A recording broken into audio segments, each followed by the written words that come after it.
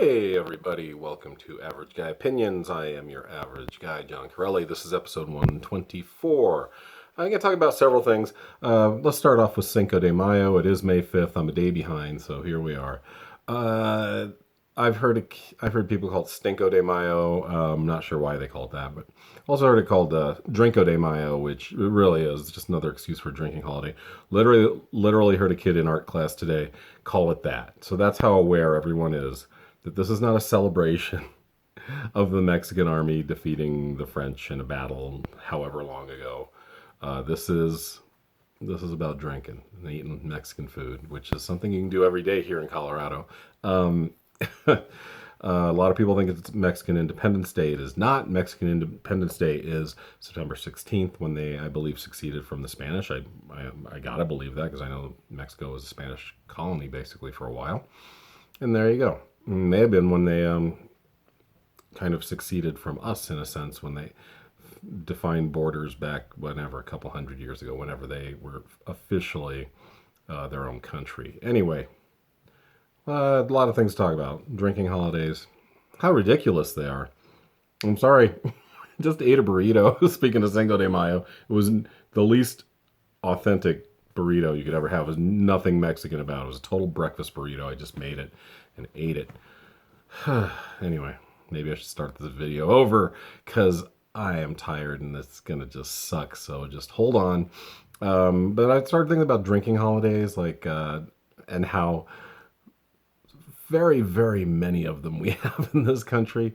You'll start from the beginning or the end, as the case may be. New Year's Eve going into New Year's Day. Of course, it's a big drinking holiday.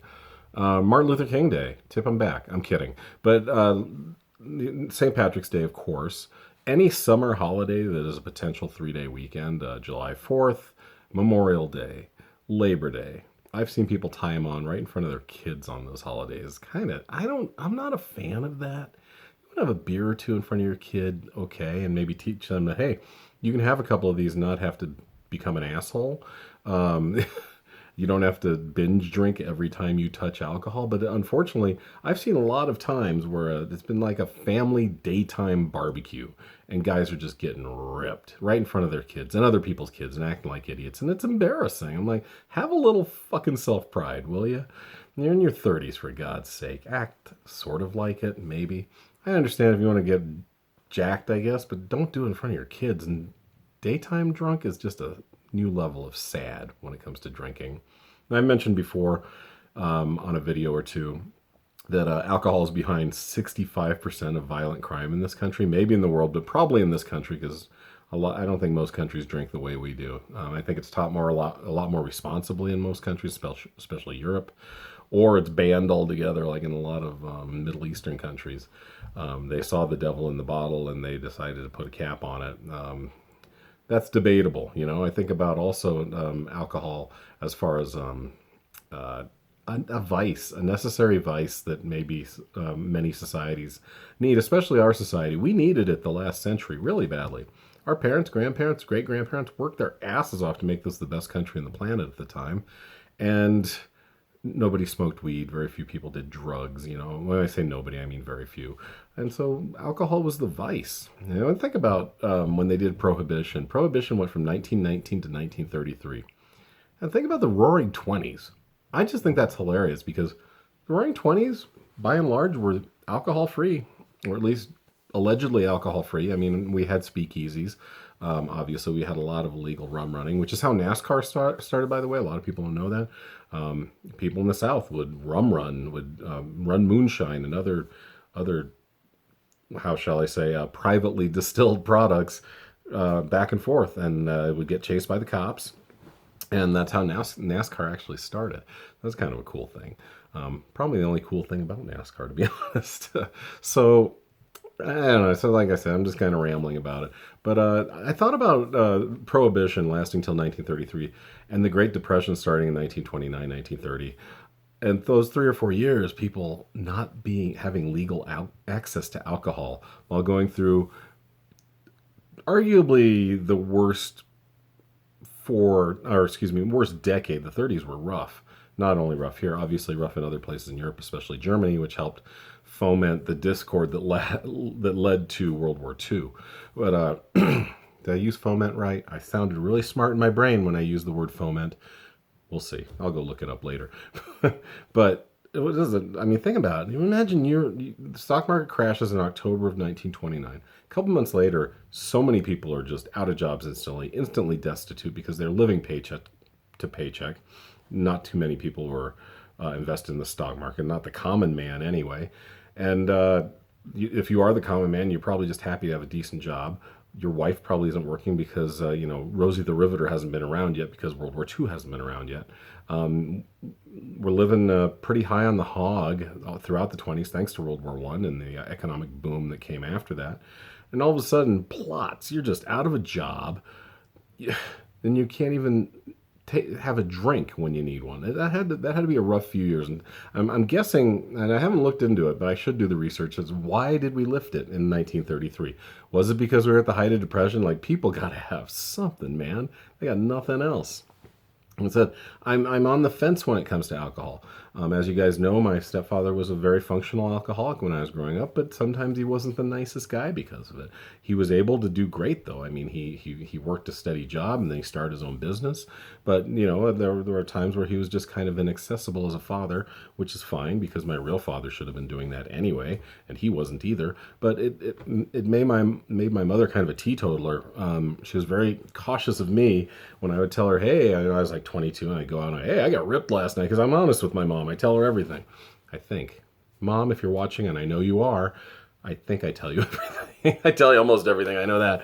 But yeah, we'd have like a lunch on a Saturday, me and her. We go to Chili's because we know how to live, and we would eat lunch, and I just tell her how the night before, yeah, I tied it on last night. She's like, and she was very cautious of that because, she dealt with my stepfather for a good 10, 12 years of him being an alcoholic. Like I said, I'm not a particularly abusive alcoholic, but I know it did affect his personality. He mellowed out a lot after I think he dropped alcohol. At least I think so. And then she had to worry about my younger brother, who was my half brother, was obviously not from my biological father, and really kept an eye on him. And then he ended up struggling with alcohol and some other drugs. So I understand why a lot of people are not big alcohol fans or drug fans at all. In this country, but I still do agree, or at least feel that, hey, we need to have a vice, whether it's pot or alcohol, or for me it's food, and that's the one I'm working on. I told you guys a couple days ago I'm going to try. I weigh 208 right now, trying to get down to 180 by my birthday, which is September 25th. It's attainable, but I'm not gonna lie, it's gonna be a struggle. I love food. I treat food is essentially my drug. Coffee and food are it. I don't smoke. I drink socially rarely. Don't do anything else, and you guys know about that too if you've watched some of these videos about how much of a lightweight I am and how very few hard drugs I've ever done in my life. So when it's kind of hard for me to watch sometimes when I see people just getting ridiculous all because it's a date on the calendar that they have nothing to do with. Nothing to do with. Nobody was, whenever that happened in the 1800s, nobody was there for Cinco de Mayo. Nobody was there when St. Patrick drove the snakes out of Ireland. And so for people just to find an excuse, it's basically, I'm Mexican, I'm going to drink. I'm Irish, I'm going to drink. I know Mexican and Irish people, I'm going to drink.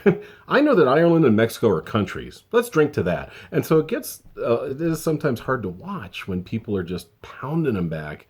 But then again, I also was okay to do that in my 20s. So I think there's maybe for me, and this is where bias comes in, obviously. I think we all have our own personal biases. Biases? I guess biases. When it comes to anything, like for me, I think I've talked about this before too. Last time I got really drunk, I was 29 years old. Puking in a curb in Cleveland. And I'm like, I'm married now, and we're thinking about having kids. This is it for me. And it was. I haven't gotten seriously drunk since, definitely not drunk enough to throw up. And so I think that's why that's my cutoff line. Oh, you're acting like an idiot after 30. What's wrong with you?